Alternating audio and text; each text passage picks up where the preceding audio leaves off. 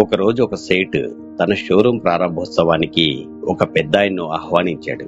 కార్యక్రమానంతరం ఆ పెద్దాయనకు తగిన సత్కారం చేసి, నా షోరూంలో దాదాపు 20,000 రకాల వస్తువులున్నాయి, వీటిలో మీకు నచ్చినవి ఎన్ని కావాలన్నా తీసుకోండి అని అన్నాడు. పెద్దాయన ఒక చిరునవ్వే నవ్వి, నిజానికి నాకు బ్రతకడానికి అత్యవసరం అనిపించే వస్తువు అయితే ఇక్కడ ఏది కనిపించట్లేదు. అయినా ఒక మనిషి సుఖంగా ఉండడానికి ఇన్ని వస్తువులు అవసరమంటారా? అసలు మనిషి తన జీవిత కాలంలోనైనా వీటన్నిటినీ వాడగలుగుతాడంటారా? నాకైతే చాలా ఆశ్చర్యంగా ఉంది మరి అన్నాడట. నిజమే కదా, ఎయిర్ ఫ్రెషనర్ లేని కాలంలో ఎంతమంది శ్వాస ఆగిపోయిందండి. ఫేస్ వాష్లు వాడకుంటే ఎవరైనా నల్లగా మారిపోతున్నారంటారా? హోమ్ థియేటర్ తెచ్చుకుని ఎంతమంది కళాకారులు అయ్యారో మరి. మృదువుగా, ఒత్తుగా, నల్లగా నిగనిగలాడే జుట్టున్న వాళ్ళంతా హెయిర్ కండిషనర్స్ వాడుతున్నట్లయినా డైనింగ్ టేబుల్ మీద భోజనం చేసేవారికి మోకాల నొప్పులు రావట్లేదా? కొంచెం ఆలోచించండి. హ్యాండ్ వాష్లు లేకుండా ఎంతమంది తాతయ్యల కడుపులో పురుగులు పడ్డాయి చెప్పండి. మనమేదో డియోడరెంట్ రాసుకున్నామని వాసన మూర్చూడ్డానికి మన దగ్గరికి ఎంతమంది వస్తున్నారు? నిజం చెప్పాలంటే నేను సుఖంగా ఉంటున్నాను అని నిరూపించుకోవడానికి మాత్రమే మనం ఇవన్నీ చేస్తున్నాం. కానీ వీటి వల్ల మనం ప్రకృతికి, సహజత్వానికి బాగా దూరం అవుతున్నాం. లేదంటే కొంగలు ఎప్పుడైనా షాంపూతో స్నానం చేయడం మీరు చూసారా? నెమలి తన రంగును కాపాడుకోవడానికి ఏ కండిషనర్స్ వాడుతుంది చెప్పండి? పిల్లికి ఎప్పుడైనా కంటిలో శుక్లాలు వచ్చాయంటారా?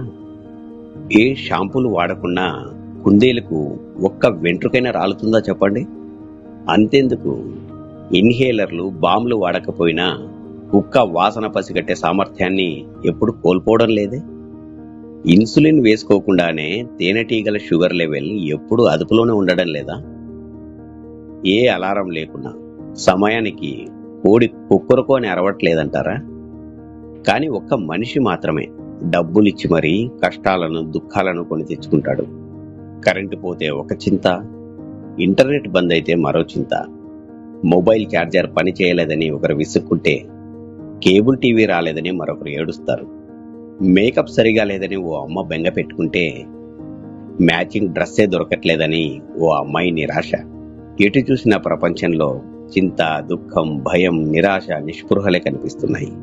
ఒక మనిషి 10 నిమిషాల్లో కనీసం ఓ 20 సార్లైనా అసంతృప్తికి, అశాంతికి, అసహనానికి గురవుతున్నాడనడంలో ఎటువంటి సందేహమూ లేదు. కానీ పచ్చడి మెతుకులు తిని ఆరు బయట చెట్టు కింద ఒక పేదవాడు హాయిగా నిద్రపోగలుగుతున్నాడు. అటువంటి వాడిని ఏడిపించాలంటే మాత్రం ఆ దేవుడు దిగి రావాల్సిందే. సుఖమన్నది వాస్తవానికి ప్రతి ఒక్కరి అంతరంగంలోనే దాగి ఉంది. అది ఆత్మ స్వధర్మం.